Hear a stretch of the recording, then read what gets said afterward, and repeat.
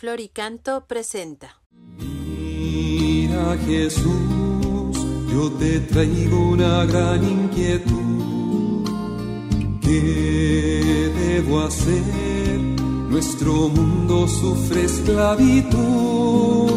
Martes de la 15ª semana del tiempo ordinario. Escuchemos hoy el Evangelio de San Mateo en el capítulo 11, versículos del 20 al 24. En aquel tiempo Jesús se puso a reprender a las ciudades que habían visto sus numerosos milagros, por no haberse arrepentido. Les decía: ¡ay de ti, Corosaín! ¡Ay de ti, Betsaida! Porque si en Tiro y en Sidón se hubieran realizado los milagros que se han hecho en ustedes, hace tiempo que hubieran hecho penitencia, cubiertas de sayal y de ceniza. Pero yo les aseguro que el día del juicio será menos riguroso para Tiro y Sidón que para ustedes. ¿Y tú, Cafarnaún, crees que serás encumbrada hasta el cielo? No, serás precipitada en el abismo, porque si en Sodoma se hubieran realizado los milagros que en ti se han hecho, quizá estaría en pie hasta el día de hoy. Pero yo te digo que será menos riguroso el día del juicio para Sodoma que para ti. Palabra del Señor. Mis queridos hermanos, la resistencia y la dureza del corazón ante el Señor son la ruina del hombre. También nosotros estamos propicios a tomar actitudes de no aceptación de Dios, de no te necesito, Señor. Y por eso tengamos cuidado de esa actitud de no aceptación de Dios en nuestra vida cuando nos aferramos a nuestros caprichos, costumbres, ideologías e intereses. A veces nos pensamos que nosotros somos mejores que los otros y que los otros son los que necesitan convertirse y corregir sus actitudes y nosotros no. Y en la práctica estamos viviendo sin Dios. Mis queridos hermanos, Jesús está presente. Jesús pasa por el camino de nuestra vida. Nos mira y nosotros, algunos de nosotros, no le hacemos caso. Nos habla y no lo escuchamos. Dejemos que hoy el Señor Jesús nos jale las orejas para que despertemos a la conversión y seamos mejores y más felices. ¡Ay de ti! Dejemos que nos jale las orejas. ¡Ay de ti! Despertemos del sueño, mis queridos hermanos, y convirtamos, respondámosle al Señor. Tenemos, pues, que cuidarnos de la cerrazón de nuestra mente y corazón. Les recuerdo, nos hace mucho bien escuchar eso. Ay de ti, Fabio. Ay de ti, Corosaín. Ay de ti, Betsaida.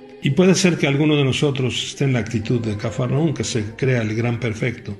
Ay de ti, Cafarnaún. Por eso, ay de ti, que nos ayude esto. Reflexionemos este ay de ti y veamos hoy cuál es mi actitud de creyente, de hijo de Dios, de apóstol enviado, para que vivamos en permanente conversión, gozando el amor de Dios. Porque una de las pandemias del mundo de hoy es la dureza de corazón y de mente. La Madre Teresa de Calcuta le decía serenamente a un enfermero: la peor de las enfermedades no es la lepra, ni la tuberculosis, ni el SIDA, y hoy podríamos decir ni el coronavirus, sino la peor de las enfermedades es el sentimiento de sentirse abandonado por todos. No abandonemos a nuestros hermanos.